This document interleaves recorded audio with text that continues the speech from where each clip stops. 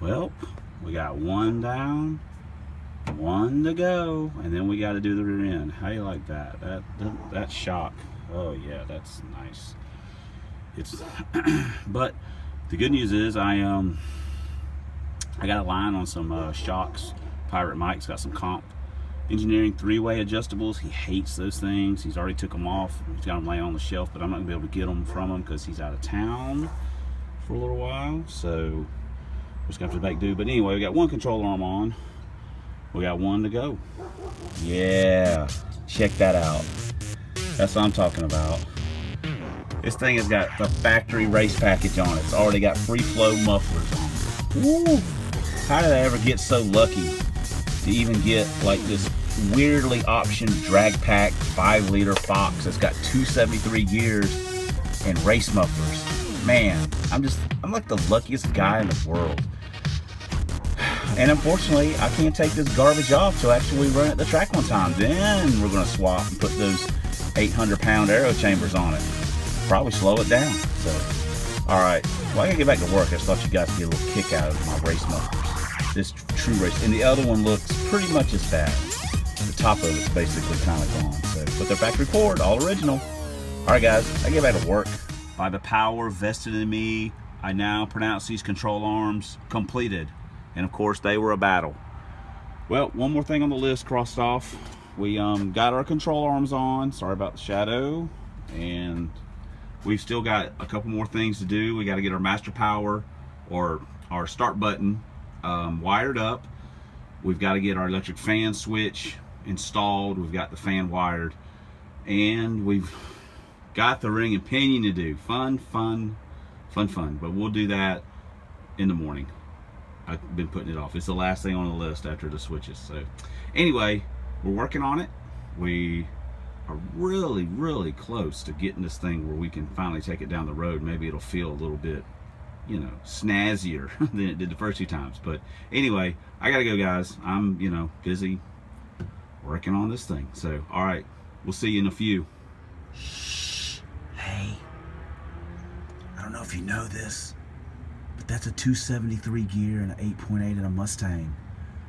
They're pretty rare. You don't see them anymore. Mostly because people are smart and put better gears, even weakling 355s. But I want you guys to see that 273 just sitting there sleeping. Doesn't know what I'm fixing to do to it. I'm fixing to tear its guts out, throw it in the garbage. And we're gonna put a 410 in there, and we're gonna become men. And we're gonna become rulers of the 8th mile. Well, at least in our own little world. So that's all that counts, right? All right, guys, I gotta get back to work. Someone call the police. Someone stole my 273. It escaped. I left the cover open. Oh no, it's right there. Okay. Whew, got scared for a minute. All right, guys, quick little tech tip, not that these mean anything and no one's paying attention anyway, is that when you're taking one of these apart, sorry for the shakiness, don't get the bearing caps mixed up. Take them out, set them down. The way you're going to put them back in. Also, there we go. We'll take these out. We don't want to get them mixed up from side to side until we've measured them. We'll take them in and we'll get our caliper and we'll measure them. So when we're putting this thing back together, we'll kind of have a rough idea of where we started from and see if we can get it to fit. All right, let me go put this junk inside and do a few other little things. All right, see you guys later. Hey, you guys settle down over there. Oh. All right, guys, we got a real problem over here. This happens every now and then when you put parts together. We got a case of crosspin envy. I knew I couldn't put these two together.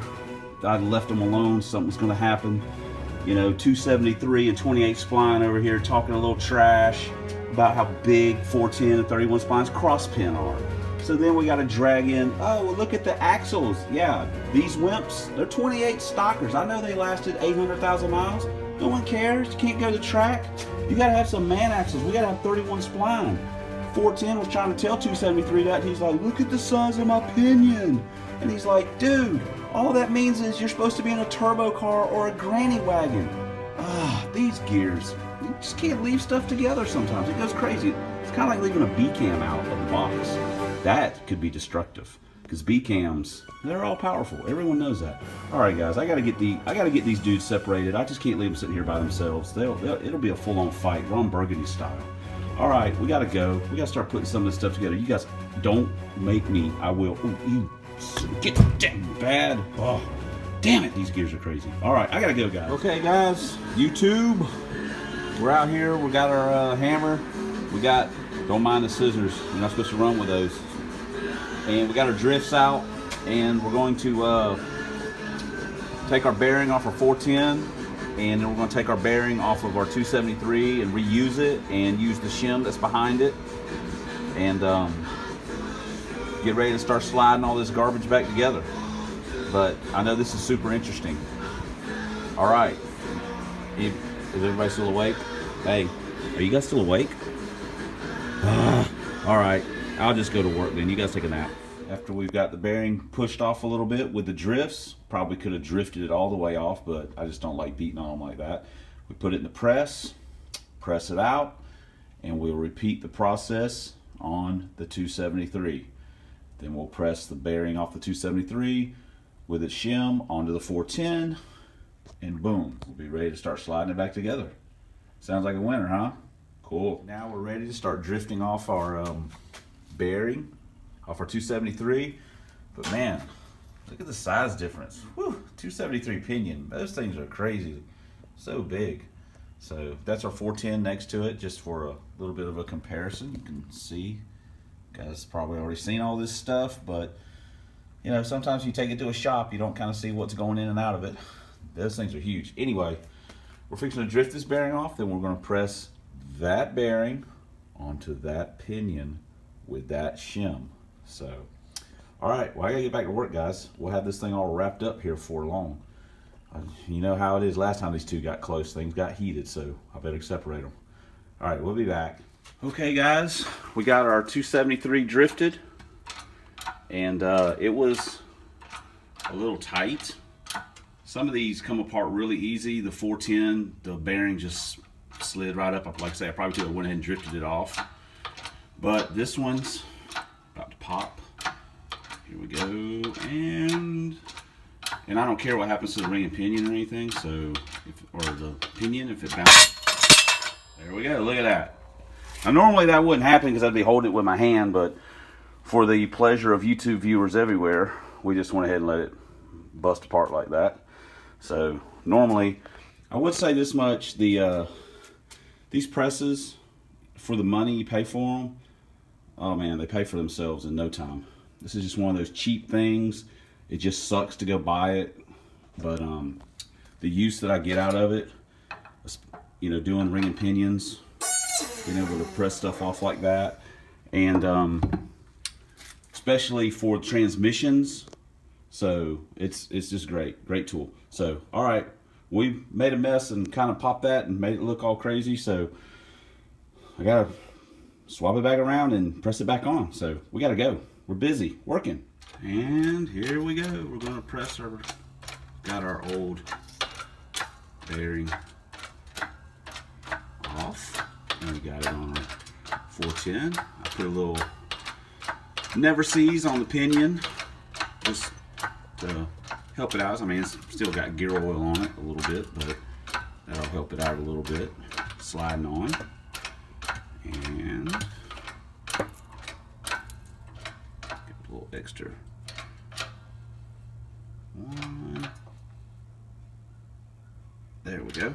And there we go. Good to go. Let's pop this up. Look at that. Boring video number 85. We did it. All right, let's pull that out.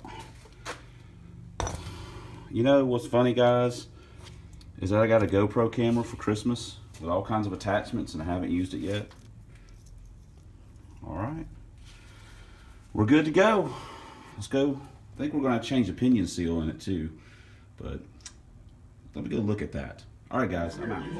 Well, we checked all our crush sleeves that we had, our old ones. None of them were larger than the one that was in it, so we got to break out a pack of new ones. No big deal. And here's our seal that we got out. Just run a screwdriver around it, tapping it, and it popped right out. And put a little never sees on the new one.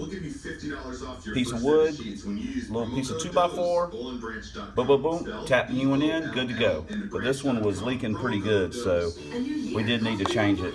So, all right, guys. Well, you know what I'm going to say. Gotta get back to work. So, all righty.